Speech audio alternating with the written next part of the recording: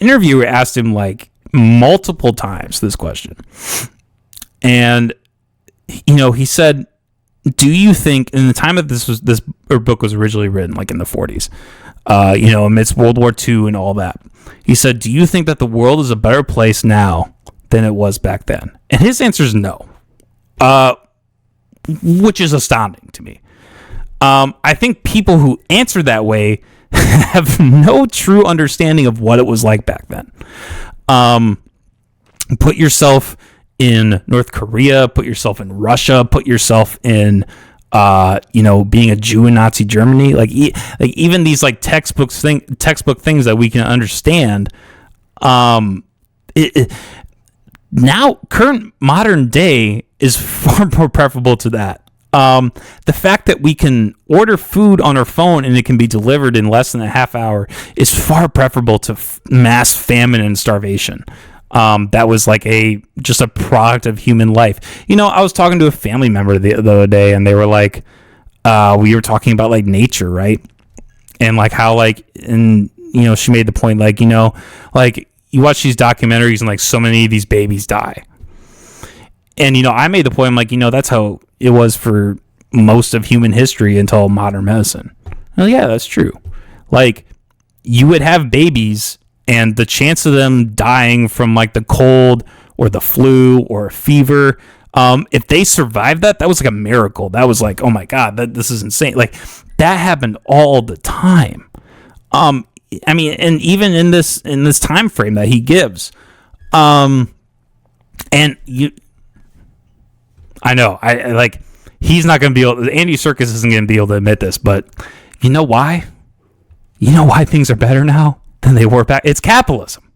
It's 100% capitalism. Our ability to create technology to make our lives easier is the reason why life is better now.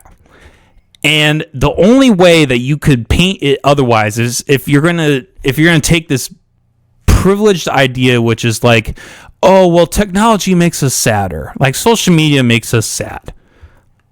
And there may be truth to that. But again, this is not a binary of bad or good. This is not a binary of, oh, because cell phones make us more sad or because XYZ, then the opposite of that must be better. That's just, both scenarios could not be ideal. There's never going to be this utopic ideal where it's like, yeah, you have cell phones that aren't like, you don't have cell phones, you don't have this technology, but things are good. Like, you take any aspect of reality, any aspect, and the reason why it's better is because of capitalism. And all you have to do is compare it to any socialist country, any North Korea, Russia.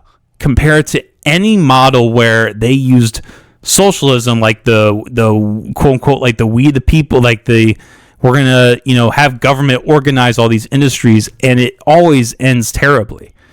Aside from the fact that it just doesn't work, it requires mass slaughterings of people. It requires silencing people's voices because, if you have a way and then somebody else has a better way, you can't flip the script. Like, you're already on team A. You can't go to team B. So what do you do to the guy on team B? You shoot him in the back of the head and you throw him in a mass grave. That is the opposite of this day and age we live in. And it's also hilarious. These like let's take Andy Serkis, for example. The whole reason why anybody even knows Andy Serkis exists is because of capitalism. Because he was in a movie called Lord of the Rings, and this wasn't created by the government. The U.S. government didn't come in and say, oh, hey, we're going to create this motion capture technology, and we're going to put you in it, and you're going to be able to, play Gollum. We're going to put you on a green screen, and we're going to bring this to life. The government didn't do that. A company did that. Whatever, I think Miramax, maybe? Whatever company that was that did that. That did those movies. Maybe it was, I don't know. But whatever company that was, they hired people through capitalism to create that technology. So you're looking at a man whose life is indisputably better off than it would have been otherwise because of this technology he's criticizing. And, you know, I thought it was funny in that interview how he made sure to have just the Animal Farm poster and like a shitty lamp that like he clearly grabbed out of the attic and was like, hey, I'm gonna take the part of my house that looks the least nice so I can look like the common man, right? It's like, dude, you are worth millions of dollars because of capitalism. Like, plain and simple. There's no other way around it. So, of course, it's really easy for him to criticize that.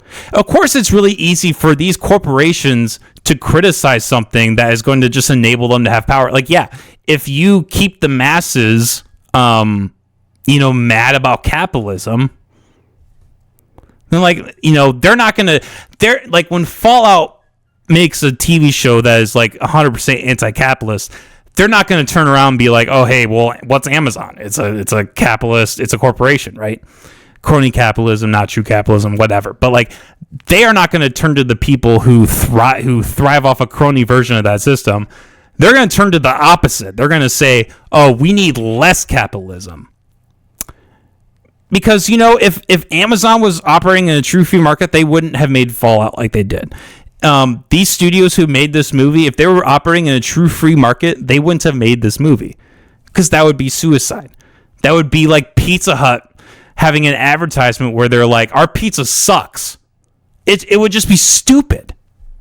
But the reason that they were able to do this is because they're corporations. They're backed by the big bigs. They're backed by the government. They can make a movie like this, and it won't affect them in the slightest.